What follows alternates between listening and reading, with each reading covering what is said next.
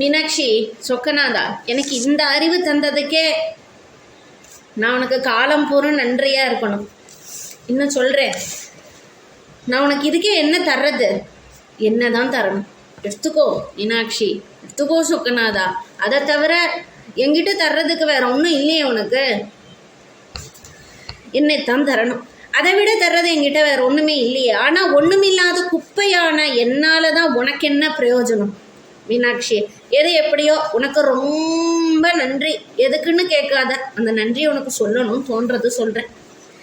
L for Lakshmana, சிறந்த கர்மயோகியா இவன் லக்ஷ்மணன்.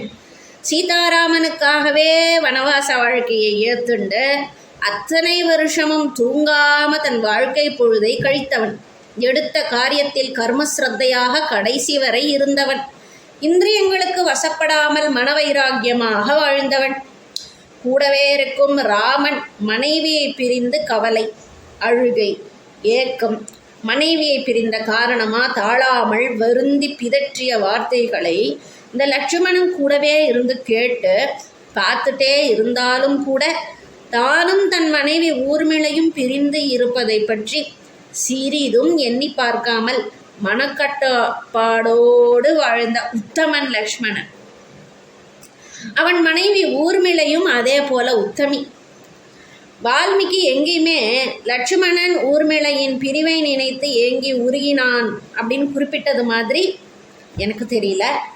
அதே மாதிரி ஊர்மிளையும் தன் கணவனான லக்ஷ்மணனை நினைத்து பிதற்றிய வார்த்தைகள் என வால்மீகி எங்கேயுமே குறிப்பிட்டதா எனக்கு தெரியலை. அதனால் இந்த விஷயங்களை ஒசத்தியாக எழுதணும்னு தோண வச்சிருக்கேன். நீ தான் மீனாட்சி, எனக்கு எங்க இதெல்லாம் அறிவு நீ தரலன்னா. ஸோ லக்ஷ்மணனும் அந்த ஊர்மிளையும் கூட ஒரு வகையில் கிரேட். M for Mandodari. மண்டோதரிக்கும் சீத்தைக்கும் ஒரு ஒற்றுமை இருக்குது. என்ன தெரியுமா? நல்ல ஒழுக்கத்தில் குணத்தில் மண்டோதரியும் கூட இஸ் ஈக்குவல் டு சீதா. கற்பிலும் கூட இருவரும் சமம்தான். யார்? மண்டோதரியும் சீத்தம்மாவும். இன்னொரு வித்தியாசம் சொல்லட்டுமா? இது வித்தியாசம்னு சொல்கிறதா அல்லது ஒற்றுமைன்னு சொல்கிறதான்னு எனக்கு தெரியல, இருந்தாலும் சொல்கிறேன். ராவணன் மனைவி மண்டோதரி இல்லையா? அதாவது வில்லன் மனைவி. வில்லன், இங்கிலீஷில் வில்லன், நெகட்டிவ் ரோல் வில்லன் இருக்கான் இல்லையா ராவணன், அவன் மனைவி மண்டோதரி.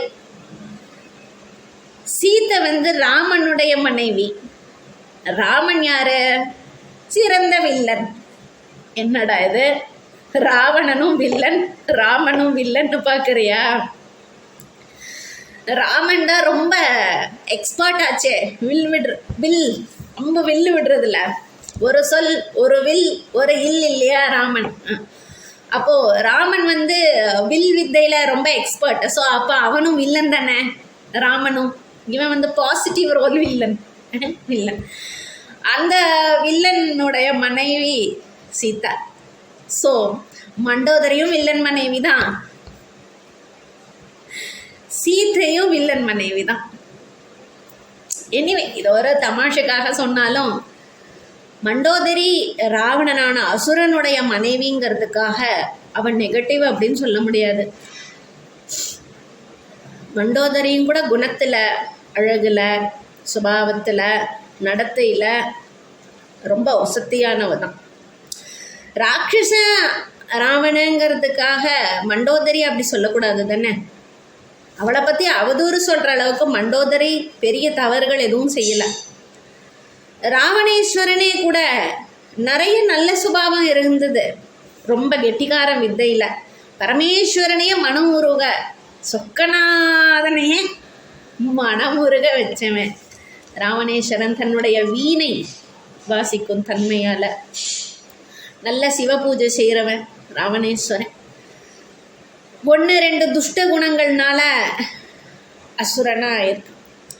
ஆனால் இன்னும் சொல்ல போனால் ராமனுடைய நல்ல சுபாவங்களை தூக்கி நிறுத்தி காட்டணுங்கிறதுக்காக ராவணேஸ்வரன் இந்த மாதிரி ஒன்று ரெண்டு மட்டமான தரம் தாழ்ந்த சுபாவங்களை வச்சு ராமாயணத்துக்கு ஒரு உதவி தான் பண்ணியிருக்கான். ராவணேஸ்வரன் அப்படி ஒரு காரியத்தை செய்யலைன்னா ராமனுடைய சிறப்பு எப்படி வெளியில் வந்திருக்கும்?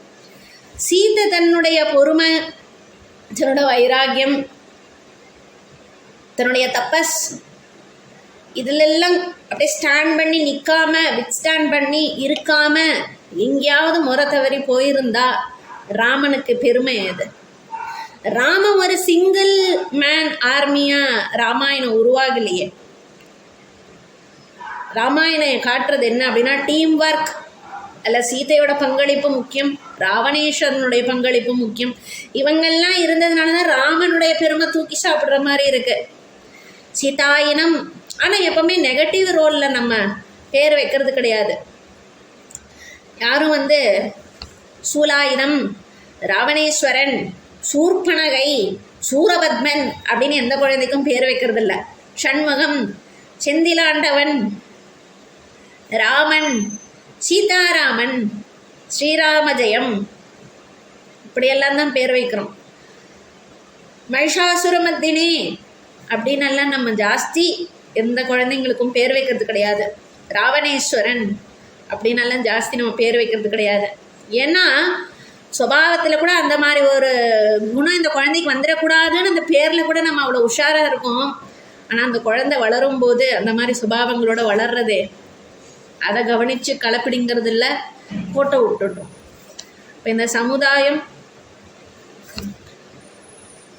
மீனாட்சி சொக்கநாதா நீ தான் எல்லாரையும் காப்பாற்றணும்.